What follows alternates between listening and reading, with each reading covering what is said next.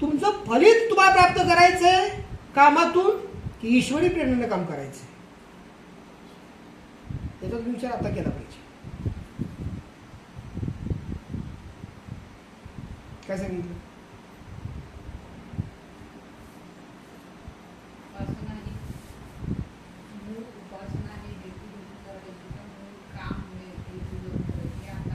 हा, त्याच्याशिवाय तुम्हाला धारणा होणारच नाही. आणि हे समजण्याचा कालावधी 20 जन्माचा आहे. मी तुम्हाला एवढं सांगितलं. हे स्ट्रक्चर तुम्हाला समजायला तुम्हाला 20 जन्माची आहुती द्यायला लागेल, आहुती. पण मी तुम्हाला ती एवढं सांगून टाकलं. का सांगितलं? आता मला सांगायचा अधिकार दिला म्हणजे गुरुनं सांगून टाक. तुमच्या डोक्यातल्या आयडिया तुम्ही पार्टनरला सुद्धा गरजेपुरतं सांगा, सगळ्या सांगणार नाही. काय सांगतोय? तुमचा कप्पा तुम्ही ओपन करून सांगा कोणाला त्या कप्प्यात काय ठेवलंय ते सांगा. पण मी सगळं ओपन करतोय का मी जे पुढे गेलो. तुम्ही हे पकडायला या नंबर पकडे पडत बघू तुम्हाला जमतंय का. तुम्ही म्हणला तर गुरु हे तुम्ही मला शिकवताय मग तुमच्यापाशी काय पुढचं आहे काशीची लिंगोटी. तू आधी हे पकड. उपासनेचं मूळ उपासना ठेव, उपासनेचं मूळ काम ठेवू नकोस. उपासना सगळं काम करायला लागलं म्हणजे काय होईल, ईश्वरी प्रेरणाने कामं होतील. मुलगा ऐकत नाही, डन. सुधारणा होत नाही, डन. काय बघा, तुम्ही मुलगा ऐकत नाही म्हणून मुलाच्या मागं हत्यार घेऊन मुलगा ऐकल का? घसरून निघून जाईल.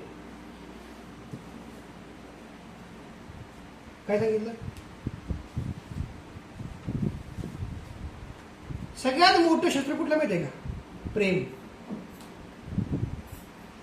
काय सांगते? सगळ्यात मोठं शस्त्र कुठलं माहिती आहे? प्रेम. आणि ते तुम्हाला येत नाही.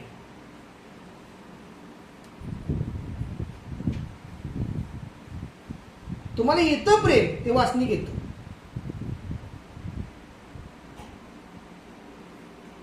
काय सांगतो? आणि याचा बघा, तुम्ही उपासनेला बसला, ठरवलं मी 3 तास उठणार नाही, काय होईल? तुमचं शरीर तुम्हाला त्रास द्यायला लागेल. कंट्रोल. तुम्ही स्वतःला विचारा, मी 1 तास मांडी हलवणार नाही. पहिल्यांदा काय अवस्था होते बघा. किती वाजले? आपलंच तागडं आपल्याला दड येतो. काय सांगितलं? आणि उठल्यानंतर खेकडा तयार होतो. करून बघा. तुम्ही एका ठिकाणी मला 3 तास बसून दाखवा आणि तुमचा खेकडा जर तयार नाही झाला तर मी तुम्हाला विकत खेकडे आणून देतो.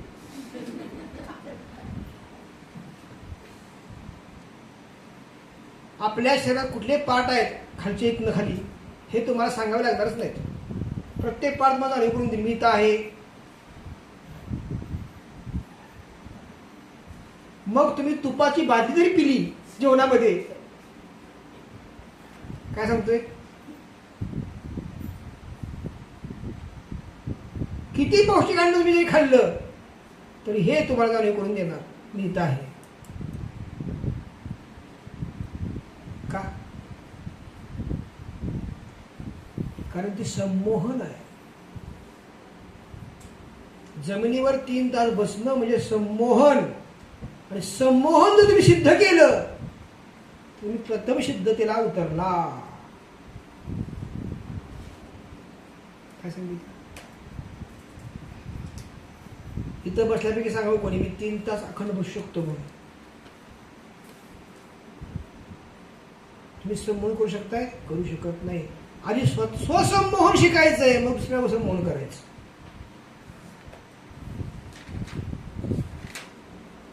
आता खुर्च्या आल्या. गुरु खुर्चीवर बसू का? गुरु पोत्यावर उभं साधना करू का? गुरु एका पायावर करू का? काही प्रॉब्लेम नाही. गुरु म्हणाला बाबा कसं तरी पण कर.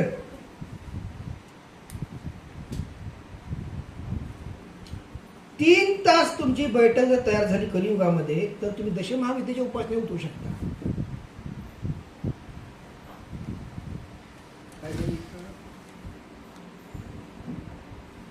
काय सांगितलं म्हणून बसू शकता.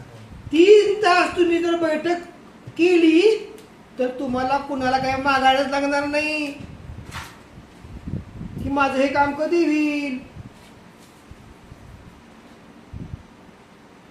मी मोठा कधी होईल, माझे विचार शुद्ध कधी होतील,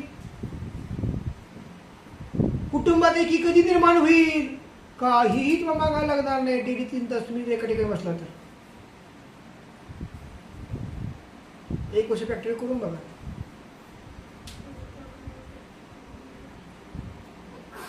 काय सांगितलं? जमिनीमध्ये झाडाच्या मुळा घट्ट झाल्याशिवाय झाडाला वर फुलफळ लागत नाही. तुम्ही काय करताय? 15 मिनिटांना उपटून बघताय, लागलं का फळ?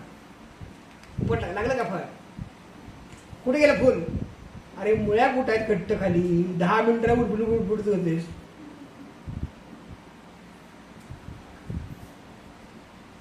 आसन सिद्धता म्हणजे काय? कमीत कमी 3 तास, मॅक्झिमम 8 तास एका ठिकाणी बसायचं.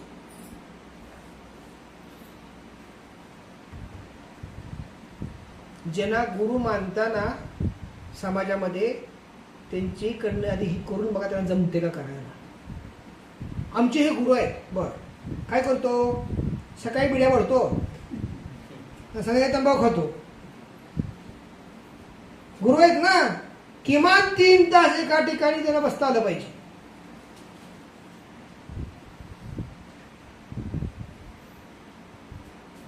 आहे का शक्य? नुसती नावं घ्यायची. श्रीविद्या. श्रीविद्या म्हणजे काय? सरळ करणारी विद्या. श्रीविद्या म्हणजे काय? सरळ करणारी. श्री म्हणजे काय? ज्ञान. श्री म्हणजे अध्यात्म. बघा, तुम्ही कसे आहात? सुंदर आहात ना, का सुडोल आहात?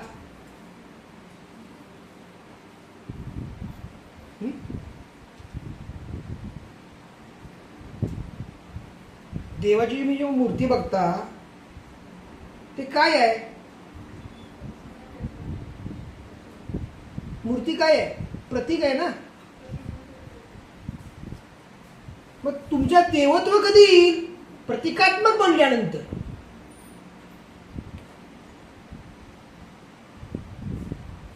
ती प्रतीक आहे. तुम्ही जेव्हा प्रतिकात्मक बनाल, काय कळलं? प्रतिकात्मक बनलं की तुमच्या देवत्व येईल. प्रतिकात्मक कधी बनाल? स्वतःच्या शब्दावर, स्वतःच्या विश्वास मनावर स्वतःचं कंट्रोल असेल तर. मी 1 तास उठणार नाही. बघा, ट्राय करून.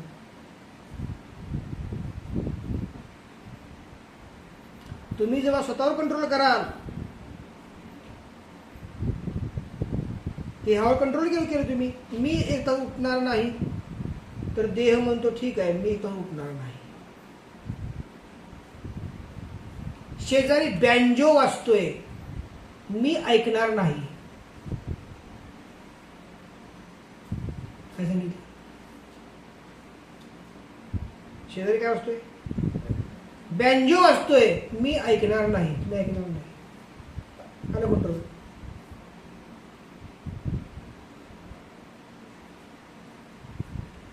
वाक्य सुंदर आहे.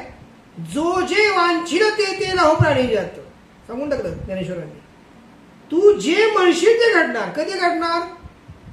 कंट्रोल केला शिकला असतं.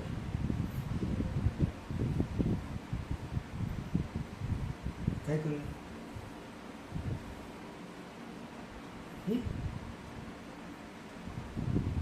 परीक्षा घेतली शंकर आणि पार्वतीची. झोपायचं नाही, काय सांगितलं? तंत्रविद्या शिकवतोय, झोपायचं नाही. असा डुलका लागला, जन्म बदलला.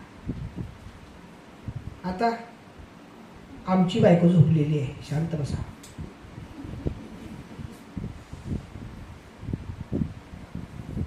काय सांगितलं? उठवायची हिंमत आहे बाबा? अजिबात नाही.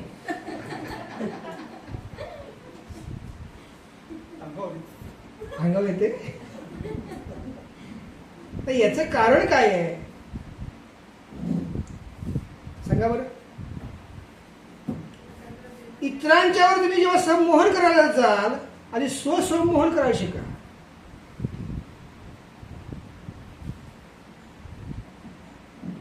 आणि स्वसंमोहन तुमचं होईल कधी? तुमची कमांड तुमचं शरीर ऐकल तेव्हा.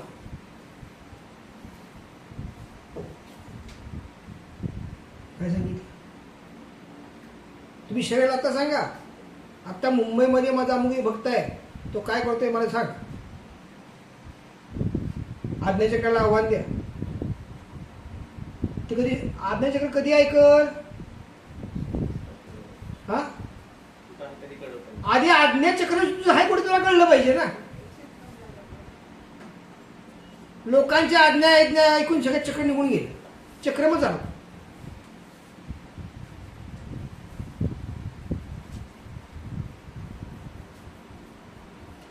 तुम्ही कष्ट करताय की नाही? कष्ट करून अपेक्षा काय करताय की मला एवढं मिळावं. ओके, तुम्ही काय करताय? कष्ट करताय, कष्ट करून अपेक्षा काय करताय? मला एवढं मिळावं. पण जर तुम्हाला अगोदरच कळलं तुम्हाला एवढं मिळणार आहे, या रस्त्यानं जा, तर काय होईल? काय होईल किरण? का असं का म्हणलं? कशाला गरज नाही. ड्रायव्हिंग करताय तुम्ही, अमुक ठिकाणी गेल्यानंतर तुम्हाला वडापाव मिळेल हे तुम्हाला अगोदर कळलं तर काय होईल? शोधायला तुम्हाला लागणार नाही ना. तुम्हाला ड्रायव्हिंगचे कष्ट करायला लागणारच आहे तुम्हाला तिथे जायसाठी. तिथून अध्यात्म खरं सुरू होतं. अध्यात्म म्हणजे काय? जाणीवपूर्वक कार्य. काय सांगितलं? म्हणजे अध्यात्म. न शोधता मिळणारं कार्य म्हणजे अध्यात्म. माझं घर कधी होईल हे तुमचा प्रश्न आहे. म्हणजे शोधताय ना तुम्ही, माझं घर कधी होईल, माझं घर कधी होईल, माझं घर कधी होईल. साधनेला बसला, माझं घर अमुक वर्षाच्या अमुक महिन्यात होणार आहे पूर्ण. शोधा बसा. काय झालं? तुमची एनर्जी सेव्ह झाली. 100% एनर्जी तुमची सेव्ह झाली. का तर मला माहित आहे माझं अमुक वर्षी माझं घर होणार आहे. हे कधी होईल तुमचं? हा,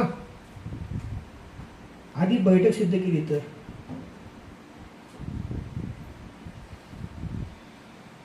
नाक कान हे सगळे जे इंद्रिय आहेत ती सिद्ध केली तर. तुम्हाला अर्धा तास साधना काय सांगतोय का नाही? सांगतोय का नाही? नियम त्याचा काय? स्थळ काळ वेळ सकाळी 8 वाजता फरशी नंबर 2 वर. सकाळी 8 वाजता फरशी नंबर 2 वर अमुक अमुक मुद्रेमध्ये बसायचं. सकाळी 8 वाजता फरशी नंबर 2 वर अमुक अमुक मुद्रेमध्ये बसायचंय. 1 वर्ष झालं, 2 वर्ष झालं, 3 वर्ष झालं, ती जागा सिद्ध होणार. सकाळी 8 वाजता फरशी नंबर 2 वर अमुक अमुक मुद्रेमध्ये बसायचंय. परत तिथं बसला तिथं तुम्ही त्या क्षणा ठिकाणी सिद्धता. किती सोपं. पण आम्हाला सवय लागली, आज हितो उद्या तिथं परवा कुठं कुठं.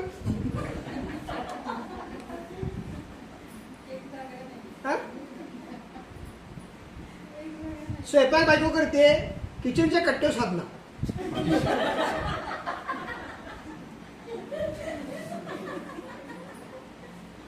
मदतनीस 1 वर्ष केली. दुसऱ्या वर्षी बाळणं हलवायचंय बाळाचा, बाळापाशी बसून साधला.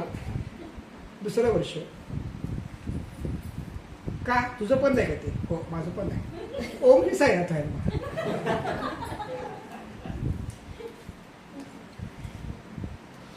आणि तिसऱ्या वर्षी राहतो पशायला लागला. ओमची साईनाथ आहे. बायको म्हणतेच बाहेर बघून होत होता. आता प्रपंच माझा आहे. काय कळलं? काय कळलं का नाही कळलं? पहिल्या वर्षी काय असतं? मी अभी भी राजी तो क्या करेगा काची. चालणार नाही तिसऱ्या माणसाचं काही सुद्धा. अहो शेजारी बसा, साधना इथं बसून करा. तू स्वयंपाक करते ना, तू साधना करा. चुकून माशी बिशी अंगावर पडली तुमच्या तर काय करायचं? हरिप्रिय हरप्रिय. दुसऱ्या वर्षी काय होतं? तुम्हाला समजून आता पुष्कळ झालं. ते बाळा तुम्ही सांभाळा. पाळणा घेतलाय ना, हळूच बसा. तिथं मंत्री म्हणत बसा. ओमची साईनाथ आहे. आता तो पण हिला कळलं असतं. आणि नवरा कोणाचा, पोर कोणाचं, घर कोणाचं. तिसऱ्या वर्षी काय म्हणते ती? गो. आम्हाला मी सिद्ध, ते सिद्ध कर प्रसिद्ध कर काय काय ते करते. हा घर आता माझा आहे, काय टेन्शन तुझं नाही. काय कळते का नाही कळते? का तर त्याचा उद्देश मूळ काय आहे? काम.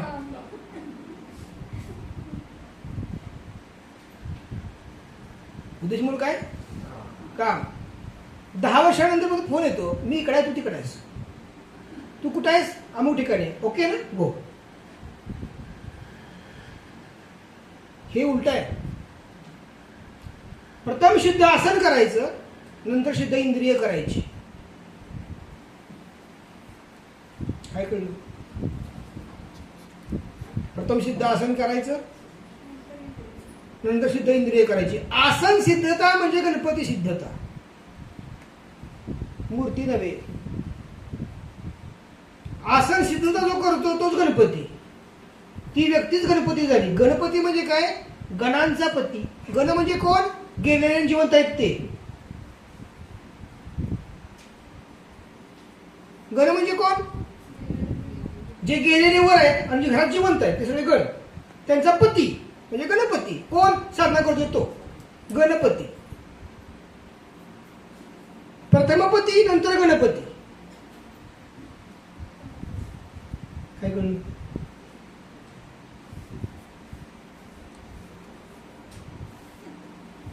गण म्हणजे कोण? प्रथमपती नंतर गणपती. गणपती म्हणजे कोण? गण, जिवंत आणि मृत यांचा पती. आता हे सांगा बरं सायंटिफिक उत्तर. पितरांना मुक्ती कोण देतं? कुटुंब प्रमुख गणपती.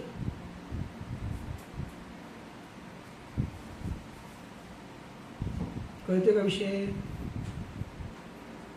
आता मी तुम्हाला सगळ्यात मोठी गोष्ट सांगणार आहे. तुम्ही सगळं जे कमवले आतापर्यंत, अनेक जन्मामध्ये आणि या जन्मामध्ये जे कमवत आहे ते सगळं यात आहे.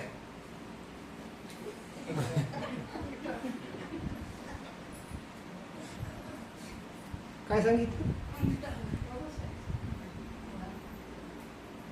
जन्माला आलेलं बाळ काय करतं? आतापर्यंत सगळं कमवलेलं अनेक जन्मातलं आणि या जन्मात सगळं यात बसले. कुठे बसलंय? बसलंय का? तर्पण करताना गेलं मोकळा. काय कळलं? काय कळलं? जन्माला आल्यानंतर जी चुकतोयस तू माझा आहे. आता मला सगळं प्राप्त काय करायचंय? पुण्य, सुख, शांती, समाधान सगळे यात बसले. कुठे बसलंय? सुख, शांती, समाधान, पुण्य सगळं कुठं आहे? यात आहे. म्हणून आल्याला चुकत आहे. आपलंच आहे. देणार नाही कोणाला, घ्या. देणार नाही कोणाला, घ्या. आणि जेव्हा तुम्हाला म्हणलं जातं तर्पण करा, सगळं देत आहे. काय कळलं का नाही कळलं? म्हणून हे नाही करायचं. हे केलं तर काय होणार? भिकेला लागेल, भिकेला. आहे तर जाणार तुमचं.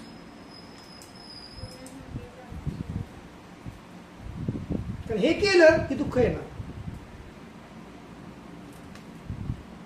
म्हणून याला ह्यात घातलं. याला कसं घातलं? यात घातलं. विश्वमुद्रा, विश्वपदत्ता ओळावरती. काय कळतंय का?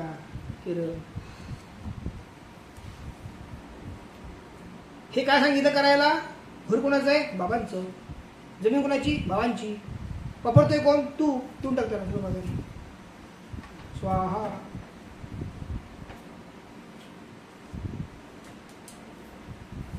अर्थ काही कळत नाही.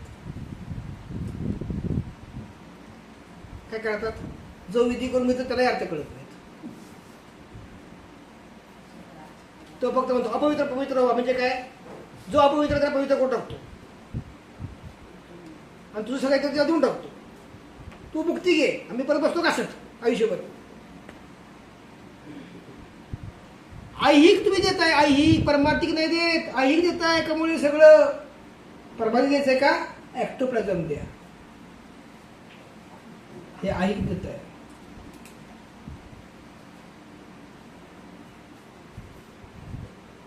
म्हणून प्रत्येक घराण्यात 3 पिढ्यानंतर दुःख राहितच.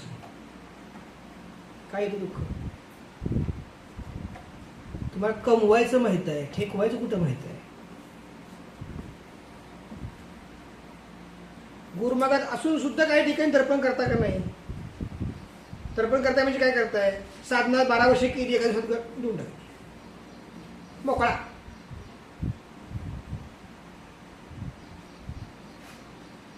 म्हणून हे करायचं नाही. आणि कोणाला काय सांगायचं आपण? आपण जेव्हा भिकेला लागतो तेव्हा कोण ऑटोमॅटिक कळतं हा भिका कशामुळे लागला इथे. काय सांगायचं तुम्हाला?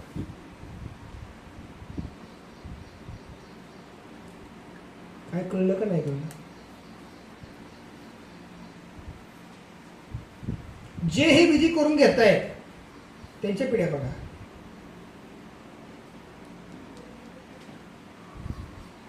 काय सांगतोय?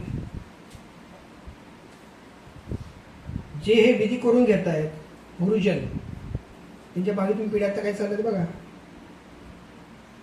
एक तर शिक्षण नाही होणार, प्रॉपर्टी नसेल, म्हणजे ऐहिक नसेल, आर्थिक नसेल. हे जे सगळं हे काय, ह्याचं कारण काय आहे? सुख सगळं यात आहे. तुम्ही कमवलेलं सगळं सुख यात आहे, सगळं पुण्य यात आहे. आणि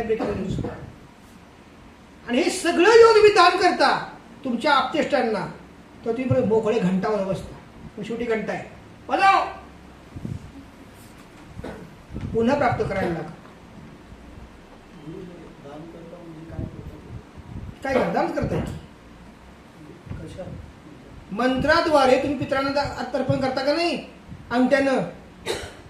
ह्या विधीचा अर्थ काय? ह्याचा अर्थ काय? ऊर्जा तुम्ही सप्लाय केली तिकडं. तुम्ही जी प्राप्त केलेली ऊर्जा आहे सुखसमाधानाची, ही तुमच्याला देऊन टाकली, कारण त्याची कमी पडते पुढच्या लेवलसाठी. ते योग्य आहे का? ॲक्टोप्लाझमद्वारे त्याला मुक्ती देणं योग्य आहे. ही भुक्ती आहे आणि ही मुक्ती आहे. साधनेद्वारे ॲक्टोप्लाझम जेव्हा तुमचं तयार होईल तेव्हा त्याला मुक्ती मिळेल. आणि तुम्ही तर्पण जेव्हा कराल तेव्हा त्याला भुक्ती मिळेल. त्यांना भुक्ती म्हणजे तुमचं काय? आसक्ती.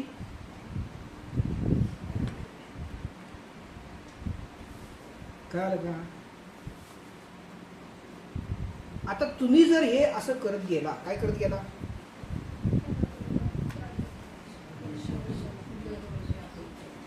तर तुमच्यापाशी शिल्लक काय राहणार? जीर्ण झालेले कपडे.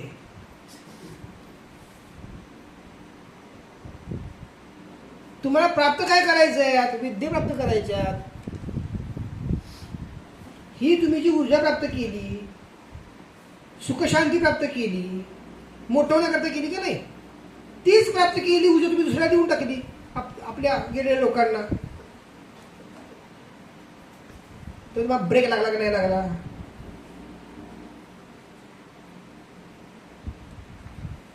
तुम्ही विचार करा, लहान बाळ काय करतं, काय कशा चुकत असतं? मुली धरतं आणि चुकतं, आमचं चुकत असतं, कुठं चुकत असतं, ते का चुकतं? यात सगळं आहे.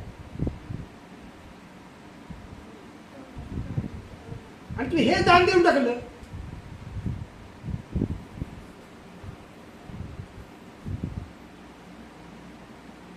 म्हणून तर्पण करायचं नाही. अंगठा जो निषिद्ध म्हणून ठेवला आहे तो साधनेने सिद्ध करायचा. काय सांगितलं? निषिद्ध आहे ना अंगठा, तो सिद्ध करायचा. साधकाला तर्पण करायला परवानगीच नाही.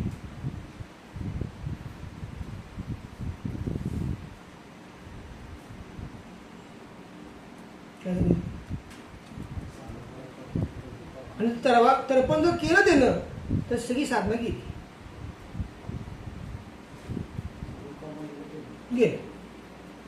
परत मॉन्टेसरी जाऊन बसायचं.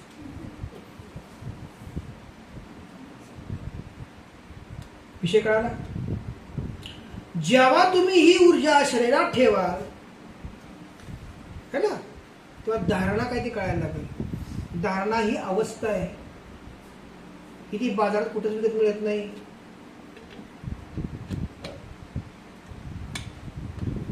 तुम्ही सांगू शकता बसल्या तरी कुणी तुम्हाला धारणा येते म्हणून सांगू शकता? का नाही धारणा येत? कारण तुम्ही धारण जे करताय ते तुम्ही वाटून टाकताय.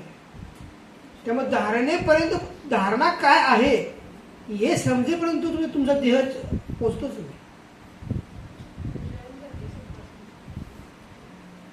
तेव्हा कानाद्वारे एनर्जी जाती, डोळ्याद्वारे एनर्जी जाती, नाकाद्वारे एनर्जी जाते. तुम्ही आता गाडीत बसलाय, 7 जण एका ठिकाणी बसलाय AC मध्ये, सगळ्यांची कर्म एकत्र झाली, श्वासोश्वास चालू आहे, कर्म ट्रान्सफर होतात.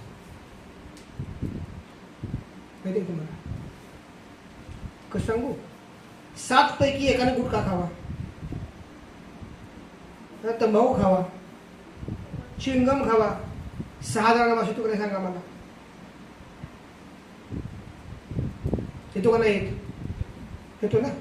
तसं 7 लोकांची कर्म एकत्र येतात. 7 लोकांची कर्म एकत्र निगेटिव्ह असतील तर गाडी ब्रेकडाऊन होती.